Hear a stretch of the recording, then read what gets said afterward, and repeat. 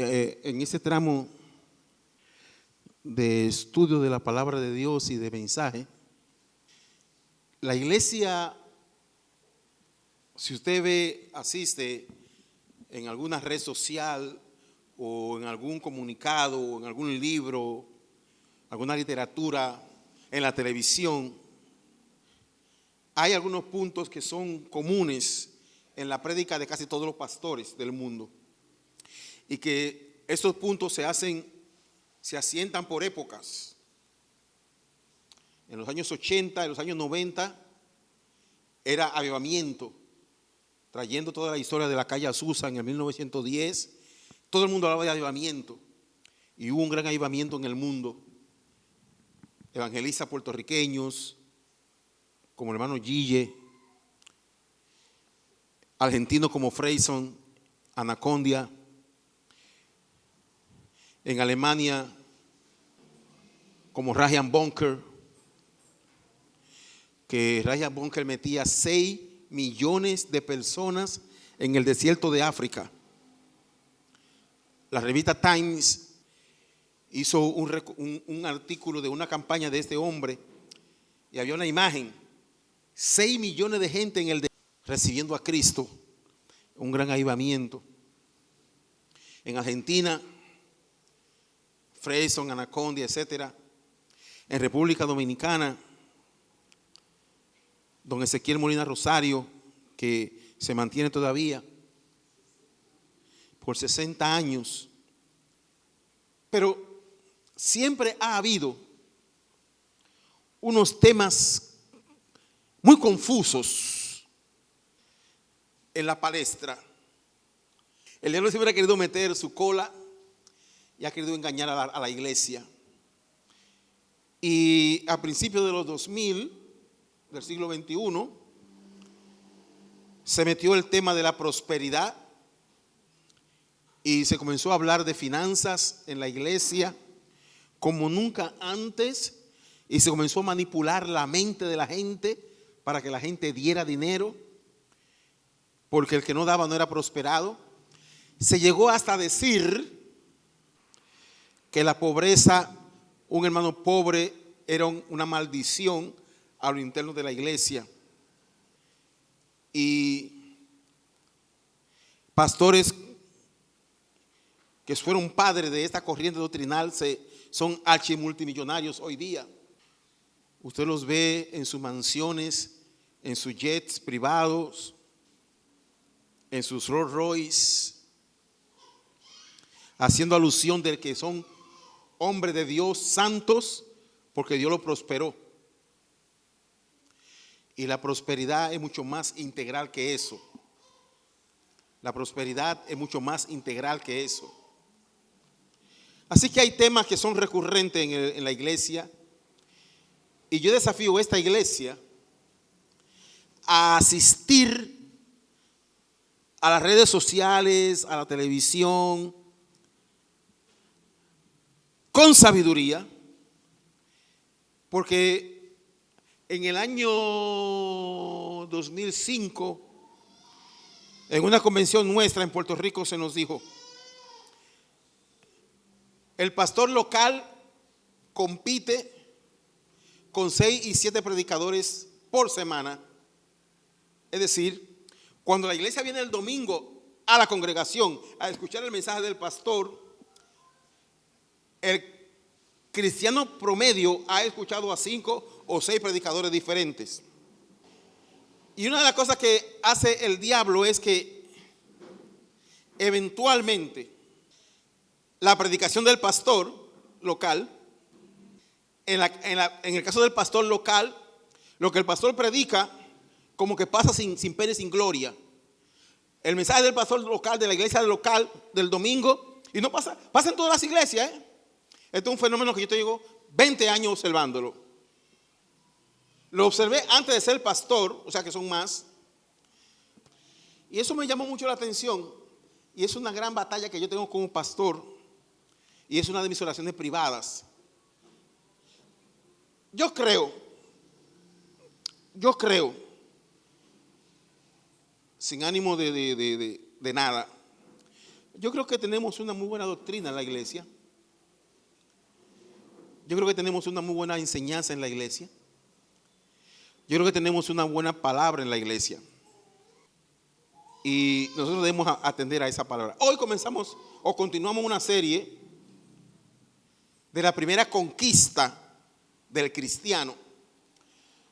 La introducción es porque la gente está hablando de conquistar finanzas, conquistar carros, conquistar barrios, conquistar países, conquistar continentes, arrebatar, arrebato, declaro, eso es mío, lo pisé, ya es mío. Si yo lo pisé, es mío, aún sea el solar del vecino. Y esto ha traído mucha confusión. Cosas como esa que son totalmente erráticas, aberrantes y heréticas. Entonces, la primera conquista del ser humano, honestamente, la primera conquista es tu carácter. Lo primero que tú debes conquistar, antes de pensar en conquistar reinos, ministerio, gracia, dones, talentos, lo primero que se conquista es el carácter. Porque puedes cantar precioso. Fuiste a una escuela de música, aprendiste, desarrollaste tus pulmones, tu caja torácica se desarrolló, los parafrontales para poder cantar precioso, afina precioso. Pero si no tienes el carácter conquistado, ese don, ese regalo, esa habilidad va a sucumbir ante el pecado tarde o temprano. Porque lo que detiene o lo que mantiene al individuo es un carácter fraguado en Cristo. Pablo decía a Timoteo: crece a la medida de la estatura de la plenitud de Cristo y compórtate varonilmente. Hablaba de un carácter, de un crecimiento, de una forma, de una conquista del ser primero. Si no conquistas el carácter, no puedes conquistar un matrimonio.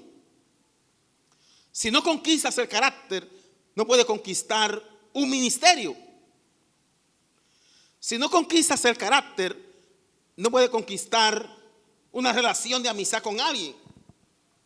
Porque tarde o temprano la falta de carácter o el mal carácter va a destruir la amistad o la relación, o el matrimonio o la empresa.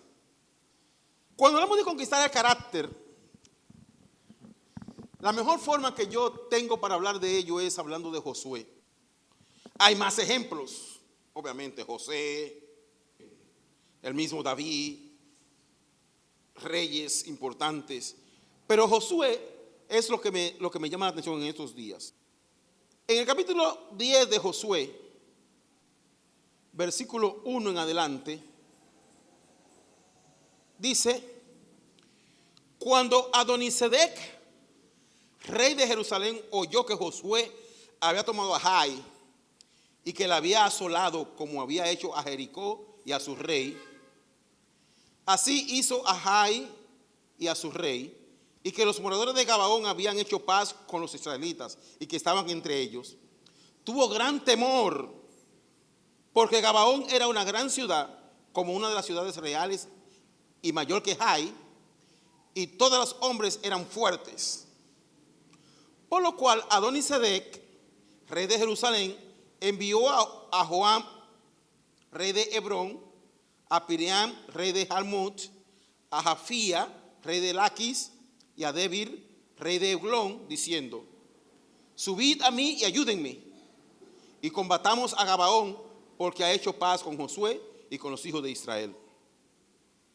Y 5 reyes de los amorreos, el rey de Jerusalén, el rey de Hebrón, el rey de Jarmut, el rey de Laquis y el rey de Eglón, se juntaron y subieron, ellos con todos sus ejércitos, y acamparon cerca de Gabaón y pelearon contra ella. ¿Quién es Adonisedec? En el contexto del tipo y sombra de conquistar el carácter. Adonisedec es un hombre influyente, un rey influyente, que es capaz de inducir a otros reyes. En el sentido más pragmático de esto es que Adonisedec es rey de reyes. Pero no es el rey de reyes Cristo, o que tipifica a Cristo. Es un principado que tipifica al diablo, que es capaz de aliarse con otros reyes, con otras potestades, otros principados, para venir en contra de un propósito particular, en contra de Josué. Supongamos que Josué sea el carácter y Adonisedec sea esta influencia maldita, diabólica, que se levanta contra tu carácter. Él escuchó que Josué estaba teniendo conquistas importantes. Cuando el ser humano está teniendo conquistas importantes en su carácter, activa el infierno, activa al diablo. Y él escuchó que Josué estaba teniendo conquistas importantes. Había conquistado a Jericó, había destruido a Jai con todo el percance de Acán. Y ahora los gabaonitas, que se tiene en el capítulo 9, lograron engañar a Josué y a los ancianos de Israel. ¿Cómo lo engañaron? Cuando los gabaonitas escucharon que Josué venía arrasando, ellos dijeron: nosotros no podremos, porque imagínate, si venció a Jericó, si venció a Jai, y se dice que en el desierto venció a los amalecitas, no hay forma de que le ganemos. Vamos a aliarnos con él. ¿Pero cómo? Si Josué tenía orden expresa de erradicar, de quitar, de botar, de matar a todo enemigo, llámese como se llame y sea quien sea, en el desierto. Y ellos, que eran vecinos, cerquitica de Israel ahí, y que Israel inclusive hasta lo había visto de alguna manera, se pusieron ropa vieja, rasgaron sus vestidos, dejaron que el pan se pusiera mohoso, tintaron los odres para que parecieran viejos, las sandalias las rompieron, se dejaron crecer la barba y llegaron ante Josué diciendo: hemos venido de una tierra lejana. Capítulo 9 de Josué, lo puede leer después. Hemos venido de una tierra lejana y tenemos necesidad de descansar, tenemos hambre, no tenemos, ya los recursos se nos están acabando. Y los ancianos y Josué le creyeron. Así que el carácter es atacado, no solamente expresamente, no solamente con un rey que se alinea con 4 reyes más, sino que también el engaño cala en el carácter. Y los gabaonitas engañaron a Josué, engañaron a los ancianos, engañaron a Israel y se establecieron. Ellos lo admitieron como si fueran sus hermanos y lo dejaron viviendo con ellos. Al tercer día se dan cuenta que no eran realmente gente de lejos, sino que eran los gabaonitas. Y ya cuando Josué quiso reaccionar, los ancianos habían comprometido su palabra de cuidarlo y de no hacerle daño, y no pudieron matarlo. Y esto generó que la moral de Israel descendiera, porque el hombre común, escúchame lo que voy a decir ahora, el hombre común y corriente que está por debajo de un liderazgo firme, cuando el líder se equivoca, en vez de ponerse a su lado, lo detracta. Israel comenzó a murmurar y decir que Josué y los ancianos no eran dignos de dirigirlos porque se dejaron engañar. Pero los gabaonitas no engañaron a Josué solamente, engañaron a todo el mundo. Así que todos eran víctimas de un engaño, no era el líder solamente. Y comenzaron a murmurar y a criticar. Siempre Israel fue criticón y murmurador. Siempre. Y ese demonio del diablo, que el Señor lo reprenda, sigue en la iglesia. Siempre hay murmuración y crítica en la iglesia. Siempre. Siempre. Es un demonio que no se muere. Ni Bruce Willis en Duro de Matar. Tú le das con la espada, le das con el mensaje, le das con la oración, con el ayuno. Es un género que no sale. de la iglesia. Siempre hay crítica y siempre hay murmuración. El Señor reprenda. Y si se encuentra con un escenario idóneo, peor. Si se encuentra con un pastor chismoso, una pastora chismosa, ni se diga. Y hemos tratado por años de no ser parte de eso, pero siempre al liderazgo ha sido criticado. Para bien o para mal. Siempre ha sido criticado. Y Israel comenzó a criticar a Josué y decir: oye, Josué se dejó engañar de los gabaonitas, con unos pares viejos y unos vestidos rotos y unas sandalias rotas, se dejó engañar. El problema es que no es fácil mantener un país de pie. Todo conspira. Eventualmente en nuestra humanidad, y escúchame, eventualmente en nuestra humanidad algo va a ser encontrado. Porque todo conspira. Es multiforme. Los ataques son de todas las áreas espirituales, emocionales, financieros, sociales, políticos, de todas las áreas. Así que, volviendo a Adonisedec, capítulo 10, él dice: si ya Josué destruyó a Jericó, si destruyó a Gabaón, también nos destruiría a nosotros. Vamos a unirnos, porque en la unidad está la fuerza. Cuando tu carácter es atacado, no es atacado de una sola forma y de un solo frente. El diablo tiene municiones de todo tipo para atacar tu carácter. Adonisedec en hebreo significa mi Señor es justo. La primera lección que aprendemos de Adonisedec es que, aún teniendo un nombre digno y virtuoso, él no es digno ni virtuoso. Él no es digno ni virtuoso. Pablo llamó y dijo: habrán hombres que hablarán de piedad, pero negarán la eficacia de la misma.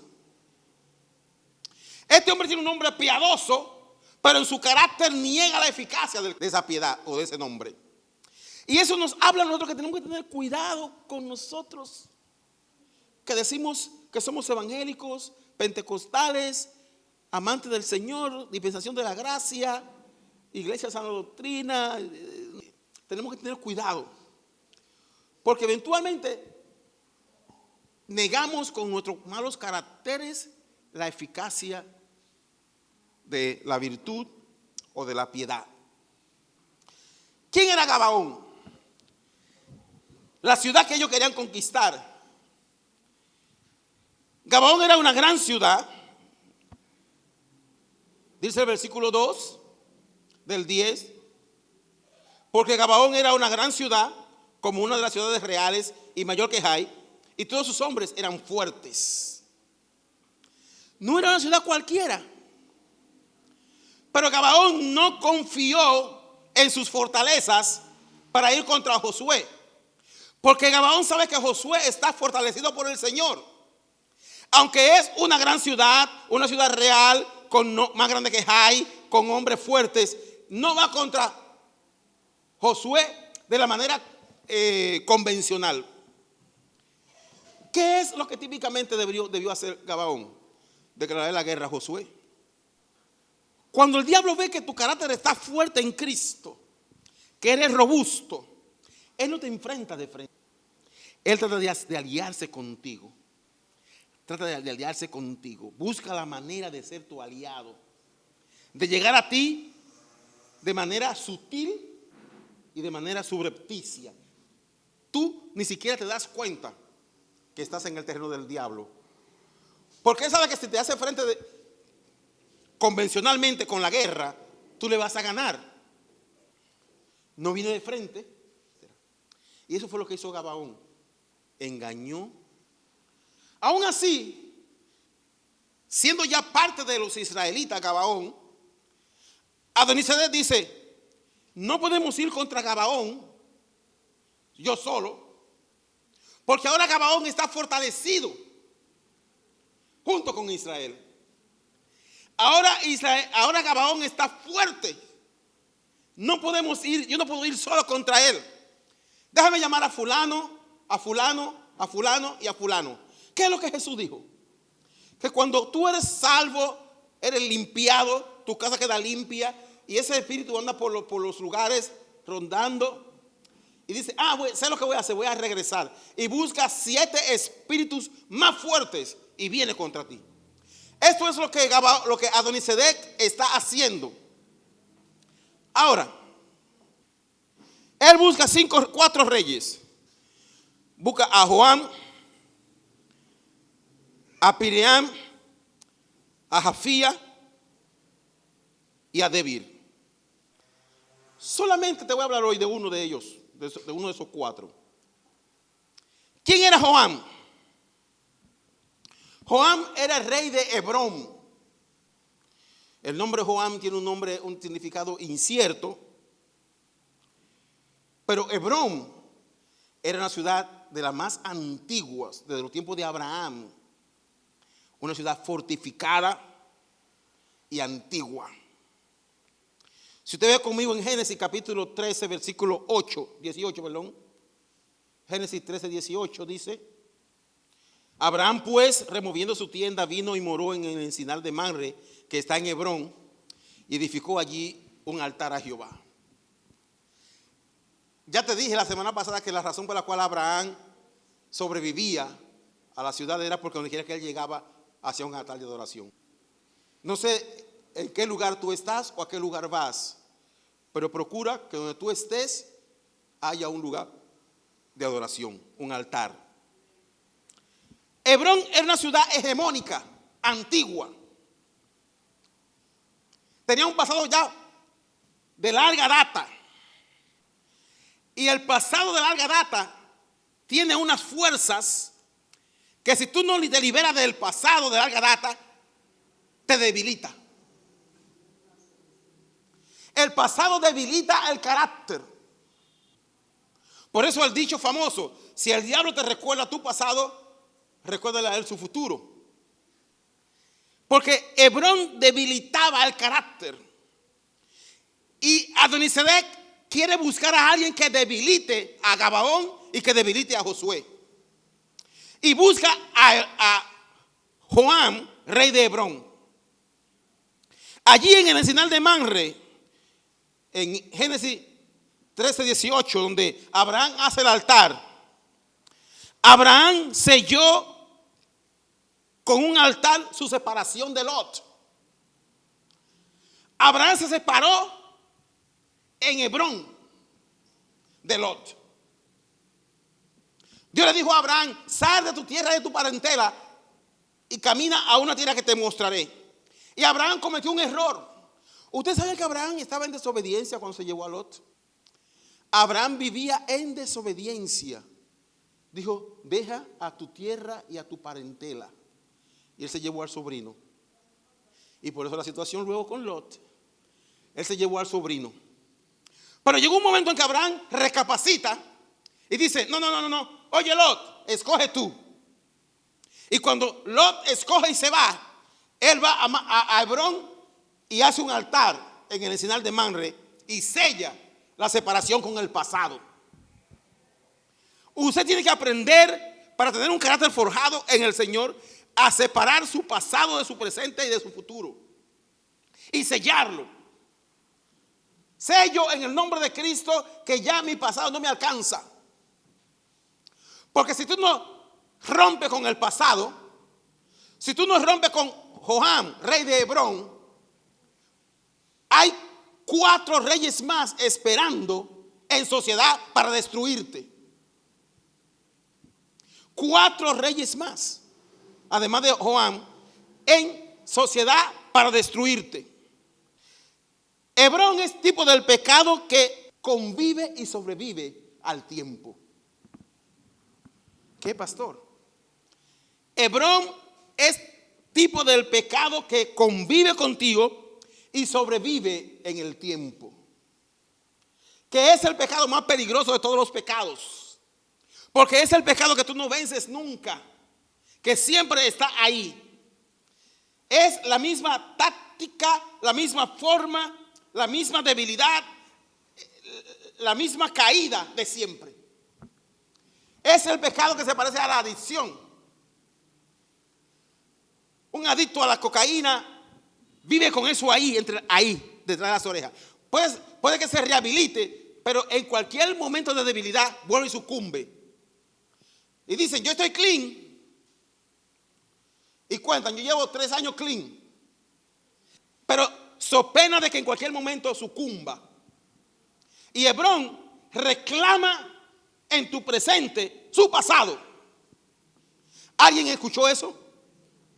Hebrón reclama en tu presente tu pasado. Cuando yo era muchacho, yo era depresivo.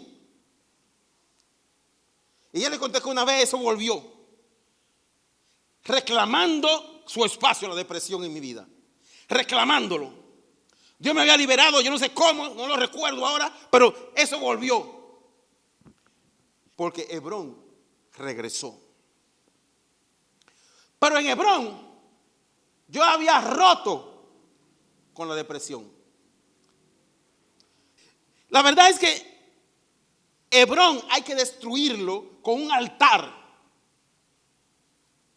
Y eventualmente volver en oración. Señor, no es que usted es víctima de su pasado ni de su memoria, pero usted sabe lo peligroso que es Hebrón.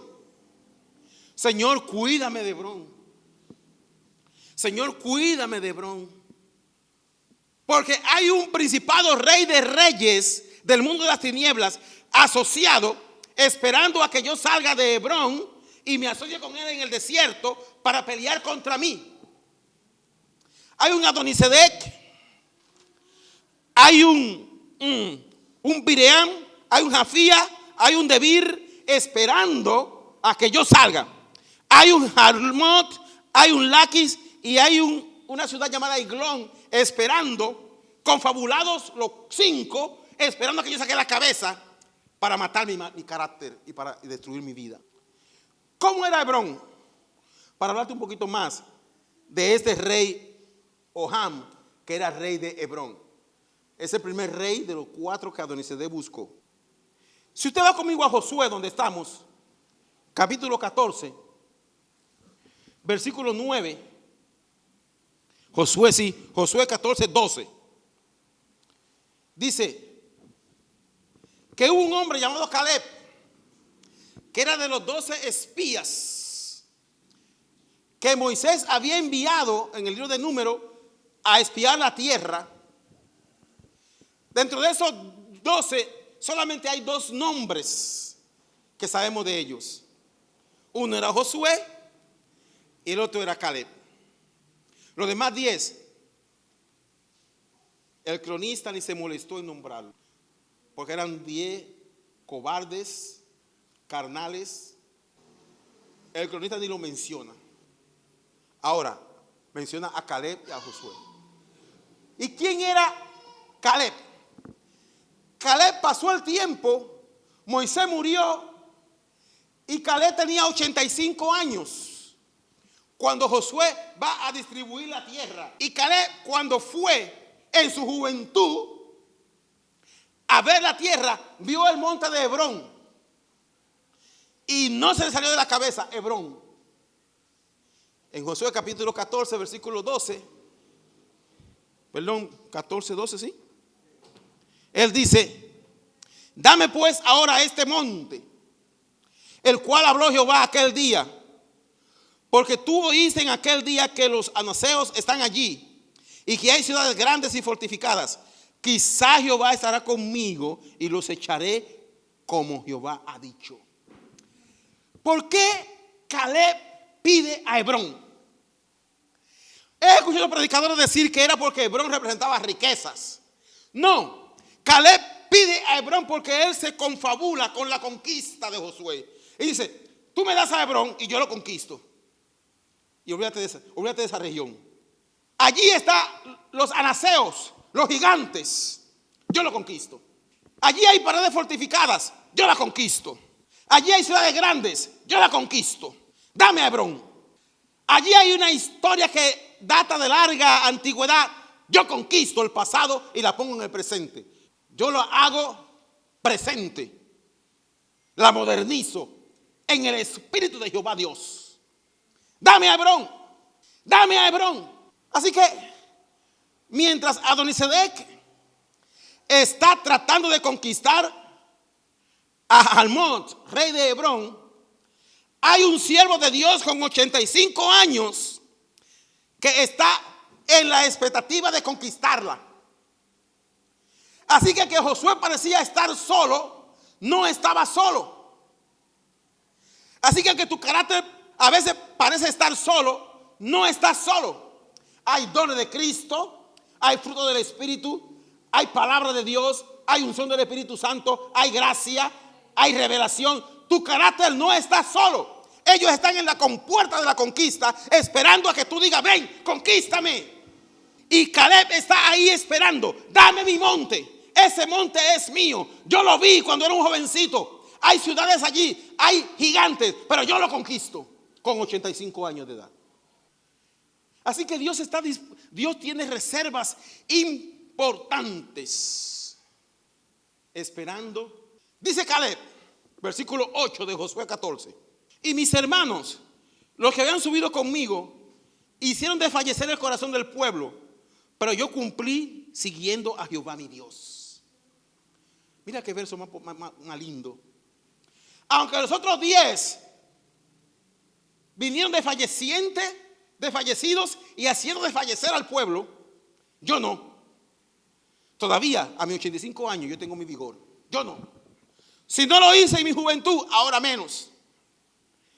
El gran problema del carácter es que el carácter no tiene edad para ser reformulado y para ser cambiado. Puede que la biología se niegue. Escúchame. Puede que el cuerpo se niegue. Puede que una enfermedad te tome y te destruya. Pero el carácter en la mente sigue ahí. ¿O no ha visto usted las señoritas, las mujeres que son jóvenes, que yo sé que han vivido esta experiencia en sus barrios? Un viejito que no puede ni caminar, y cuando tú pasas te dice: adiós, buena hembra. Porque en su carácter caído, su lujuria, su lascivia, su concupiscencia está hábil. Ahora, si usted comenzó temprano como Caleb a conquistar su carácter, cuando llegue la ancianidad, su carácter va a ser un roble, va a ser fuerte. Pero si usted deja que pase, hermano, hermanas, carácter, escuche este axioma: carácter no conquistado, viejo sin vergüenza. Por eso el apóstol Pablo dice en Romanos 2 que presenten vuestros cuerpos en sacrificio vivo, santo, agradable a Dios. No se conformen a este siglo, renuévense por medio de la renovación del entendimiento, para que comprueben la voluntad de Dios que es buena. Cambien la mente. La palabra para eso, la palabra griega es metanoia. Cambia tu manera de pensar para que tengas un mejor estilo de vida. Hay gente que viene a Cristo y su carácter cambia para bien, que es lo idóneo, para bien. Nuestro carácter debe estar cambiando todos los días. Que no haya un Gabaón, que no haya un Hebrón, que no haya un Adonisedec, que no haya un Piream, que no haya un Jafía, un Debir, que debilite nuestro carácter. Todos los días. Pastor, termine esto y dígame lo siguiente: ¿cómo yo lo logro? Un pastor tradicional te diría lo siguiente: coge 7 días de ayuno y de oración, vete al monte y conságrate. Tengo palabra para ti. ¿Dónde radicó él? No en los 40 días de ayuno y oración, en el carácter, en la fortaleza del fuero interno. Entonces, pastor, ¿cómo lo logro? Ejercitándolo todos los días. Todos los días. Ante la mirada, ante el comentario de alguien que te ofende, ante el predicador que viste en la televisión, ante la palabra que el pastor predicó el domingo. Cosas como esas son las que van forjando tu carácter. El pleito con el gasolinero, el pleito con el vecino, el pleito con el vigilante. Tranquilo, porque Adonisedec está aliado y es un rey de este mundo, un príncipe de este mundo, que dice Pedro que anda como león rugiente. Sí, Señor. Padre amado, tu palabra ha sido compartida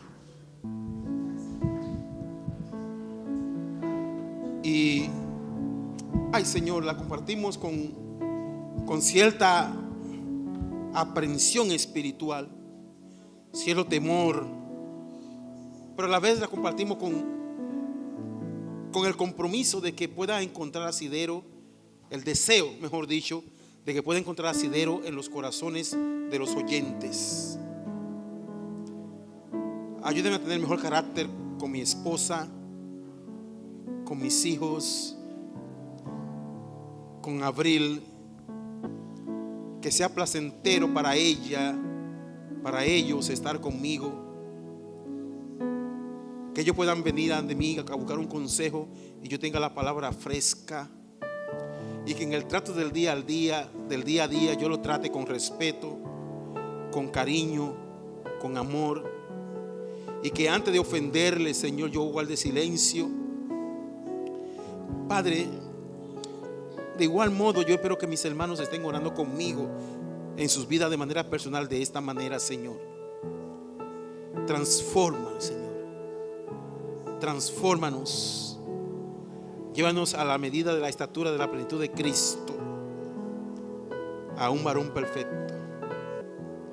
Déjate mirar por el Señor para que sea mejor persona. Déjate mirar. Déjate mirar. Amén.